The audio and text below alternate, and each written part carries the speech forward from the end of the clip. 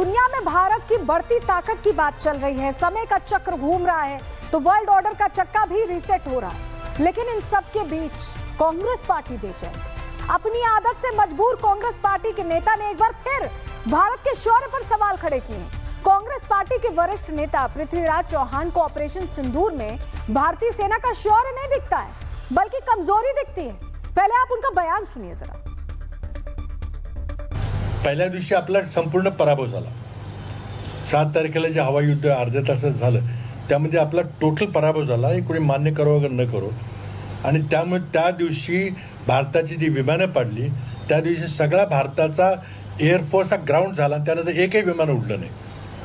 तर कुठेही विमान उडलं की पाकिस्तानचं तुमचं विमान ग्वाल्हेर असेल किंवा भटिंडा असेल किंवा सिरसा असेल तिथं वाढायची शक्यता असल्यामुळं आपलं कंप्लीट एअरफोर्स ग्राउंड झालं। पृथ्वीराज चौहान को आपने सुना। पृथ्वीराज चौहान आज जो कुछ बोल रहे हैं इस पर 3 तरह से बात की जा सकती है।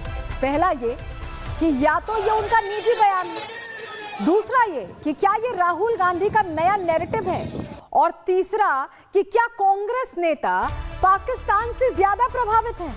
तीनों बातों का एक ही जवाब है, और जवाब है ये तस्वीर, जहां पाकिस्तान में बैठे आतंकियों के बुजुर्ग आका और मुल्ला मुनीर की कमजोर सेना फातिया पढ़ रहे हैं। ऑपरेशन सिंदूर के दौरान मारे गए आतंकियों का जनाजा उठाया जा रहा था। ये तब की तस्वीरें हम आपको दिखा रहे हैं, और इन तस्वीरों का अर्थ बड़ा है।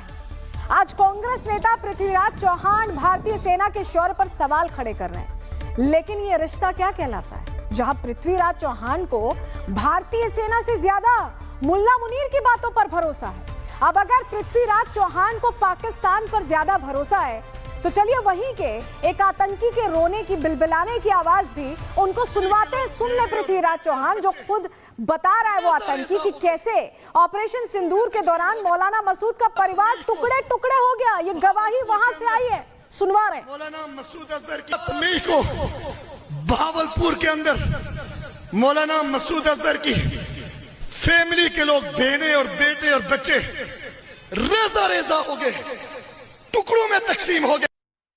मई को भावलपुर के अंदर मौलाना मसूद अजहर की फैमिली के लोग, बहनें और बेटे। और ये कोई भूल चूक वाला मामला नहीं है, बल्कि कांग्रेस पार्टी के ऐसे कई नेता हैं जो पाकिस्तान की ही भाषा बोलते रहे। ऐसे नेताओं की एक लिस्ट आज हम बना कर लाए। इन्होंने पाकिस्तान प्रेम में क्या क्या बोला है ग्राफिक्स के जरिए आपको बताते हैं, क्योंकि ये पहला मामला नहीं है।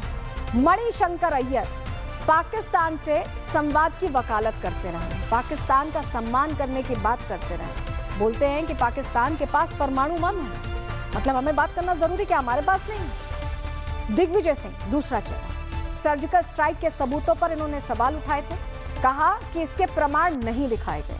आतंकवाद को हिंदुओं से जोड़ने की इन्होंने कोशिश की थी। तीसरा चेहरा अब आपके सामने रखते हैं सैम पित्रोदा, और इनके तो निराले निराले बयान होते हैं। पाकिस्तान उन्हें घर जैसा लगा, सोचिए वहीं चले जाएं, यहाँ क्या कर रहे हैं, वैसे भी विदेश में रहते हैं। बीके हरिप्रसाद की बात करें, ये और एक और चेहरा, कांग्रेस के बड़े नेता हैं। पाकिस्तान भाजपा के लिए दुश्मन देश है, हमारे लिए नहीं है। इनके लिए क्या दोस्त देश है? क्या वहीं जाके सेटल होना चाहते हैं? जिस तरह से आतंकी हमले होते हैं उसके बाद इस तरह की बयानबाजी, ये कुछ एग्जाम्पल्स हैं। कांग्रेस पार्टी की सादत के बारे में प्रधानमंत्री नरेंद्र मोदी पहले ही बता चुके हैं, जहां उन्होंने सदन के अंदर खुलकर बताया था कि कैसे ऑपरेशन सिंदूर के समय भी कांग्रेस पार्टी खुश नहीं थी।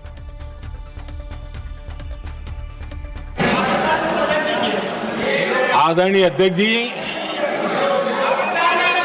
दुनिया का समर्थन तो मिला, दुनिया के देशों का समर्थन मिला, माननीय है, लेकिन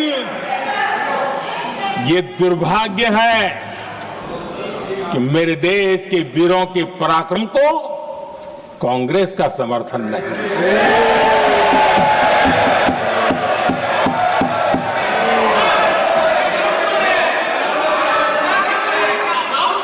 22 अप्रैल के बाद 22 अप्रैल के आतंकी हमले के बाद 3-4 दिन में ही ये उछल रहे थे। देखिए, प्रधानमंत्री नरेंद्र मोदी ने कांग्रेस पार्टी को सदन में एक्सपोज किया, तो वहीं सेना के शौर्य पर सवाल खड़े करने वाले कांग्रेस नेता को सेना के पूर्व अधिकारी क्या जवाब दे रहे हैं, उनको भी सुनिए।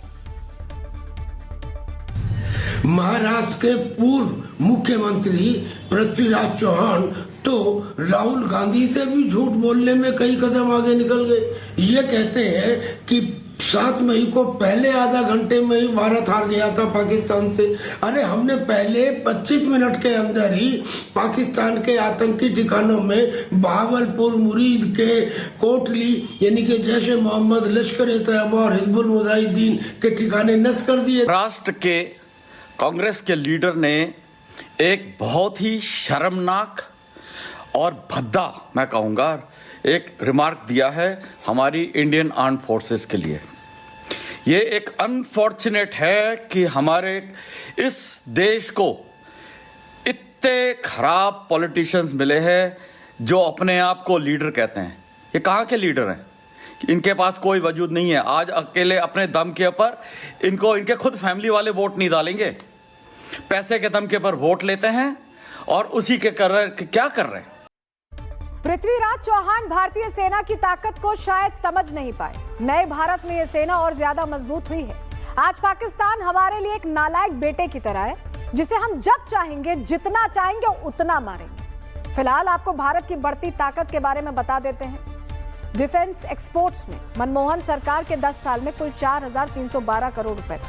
वहीं मोदी सरकार में 10 साल यानी 2014 से 2024 के बीच 88,319 करोड़ रुपए हो चुका है, यानी 21 गुना बढ़ोतरी हुई है। ये जो फर्क है आप इसे समझिए। रिकॉर्ड एक्सपोर्ट्स की बात करें तो 24-25 में 23,622 करोड़ रुपए के हथियार एक्सपोर्ट किए गए हैं, जो कि पिछले साल से भी 12% ज्यादा है। डिफेंस प्रोडक्शन की भी बात कर लेते हैं। 2024-25 में रिकॉर्ड 1,54,000 करोड़ का प्रोडक्शन किया गया है। इंडिजिनस प्रोडक्शन की बात करते हैं, यानी भारत में बनने वाला, 2014-15 में 46,429 करोड़ से बढ़कर 23-24 का आंकड़ा आपके सामने रखें, ये 1,27,434 करोड़ रुपए तक पहुंच गया, यानी 174% की बढ़ोतरी इंडिजिनस प्रोडक्शन में। अब एक तरफ हथियार का निर्यात बढ़ रहा है, तो वहीं हथियार आयात में कमी आई है। साल 2015 से 19 की तुलना में 2020 से 24 में 9.3% की कमी आई है, और ये कमी आई है मेक इन इंडिया की वजह से। अब पृथ्वीराज चौहान जी को डिफेंस बजट के बारे में भी जानना चाहिए। साल 2013-14 में 2,53,000 करोड़ रुपए से बढ़कर 25-26 में ये 6,81,000 करोड़ तक पहुंच चुका है। तो ये जो फर्क आप देख रहे हैं डिफेंस बजट का, ये बताता है कि भारत किस हिसाब से आगे बढ़ रहा है। 13-14 से 25-26 का जो आंकड़े में फर्क आप देख रहे हैं, करोड़ों का फर्क है,